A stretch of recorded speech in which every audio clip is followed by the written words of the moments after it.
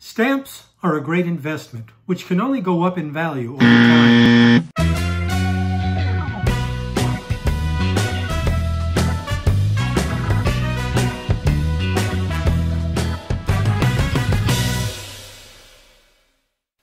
Wouldn't it be great if we could jump into Mr. Peabody's Wayback Machine and go back to the year, say, 1983?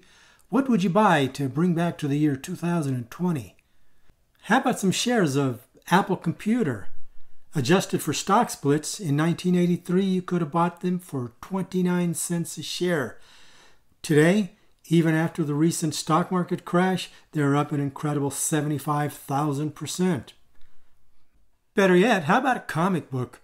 Thor number 337, the first appearance of Beta Ray Bill, it had a cover price of 60 cents in 1983.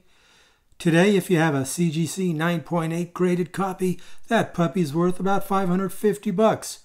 A whopping 81,600% increase. What about stamps? What stamps would you buy in 1983 in order to bring back to 2020 and make a killing reselling them?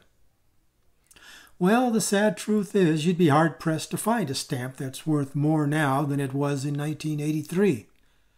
The 1970s was an inflationary period for the United States economy, and inflation peaked in 1980 at almost 15%. So much like gold and rare coins, stamps were seen as an alternative investment as a hedge against inflation. Now, Lynn Stamp News kept a stamp market index which tracked stamp values much like the Dow Jones Industrial Average tracks stock prices. This stamp index consisted of various popular and supposedly blue-chip stamp sets such as the Trans-Mississippis, the Columbians, the Zeppelins. The stamp index was pegged at 100 for the year 1970, and throughout the decade it rose steadily until it finally peaked at 900 in the middle of 1981, at which time it started a steady decline until the end of 1983 when it had fallen by 1/3. And then the other reason I have picked 1983 is because I just happen to have a Stamps magazine dated from December 1983 in which we can check the retail prices at that time. So, for example, on the inside front cover, we see an ad from Adam K. Burt for a US number 656, a lined pair for $125. Today, you can find that same pair for $39.98 on HipStamp. That's a decline of 68% in retail value. Let me quickly run through a few other ads and compare them to today's prices. Lee Gilbert offered a 1-cent Columbian US number 230 for $14. Today, it can be purchased for $7.95. Number 573 in mint never hinged condition was offered at $230. While today it goes for $119. And the 7-cent blue airmail number C52, which sold for $3, it can now be purchased at 1/3 of the price. Marlin Larson had several popular issues on offer. The print's a little bit small to show on screen, so I'll do it this way.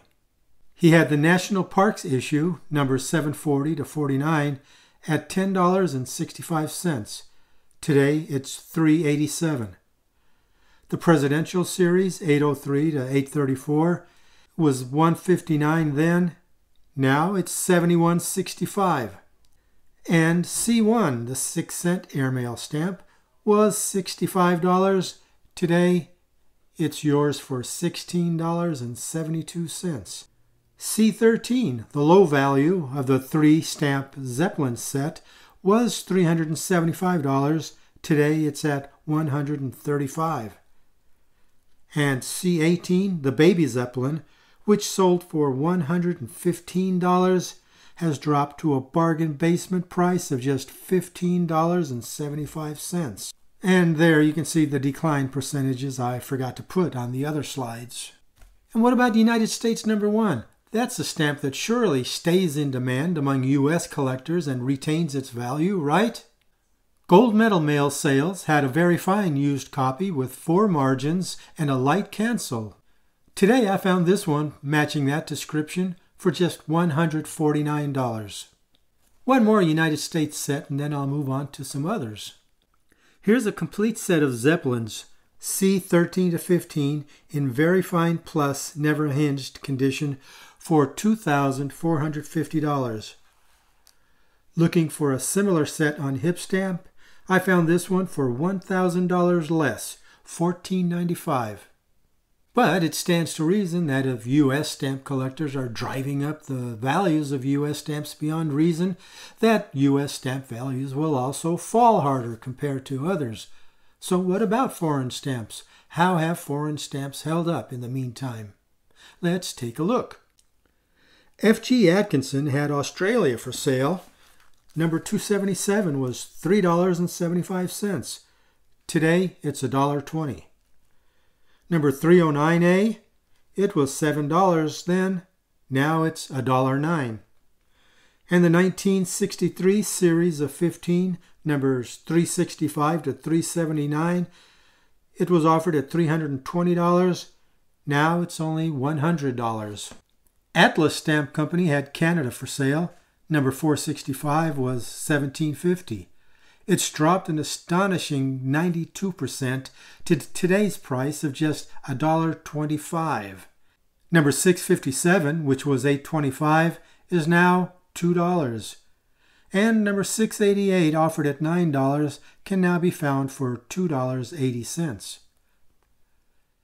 L.F. Livingston had an ad for just 2 used stamps of Liechtenstein. Number 245 was offered at $25. Today, it's $4.24.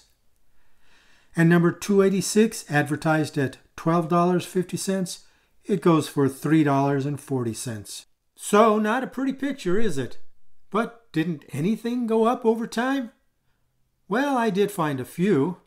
Bob Colston offered the first set of Independent Malaysia, Scott number 1 through 3, for a mere $1.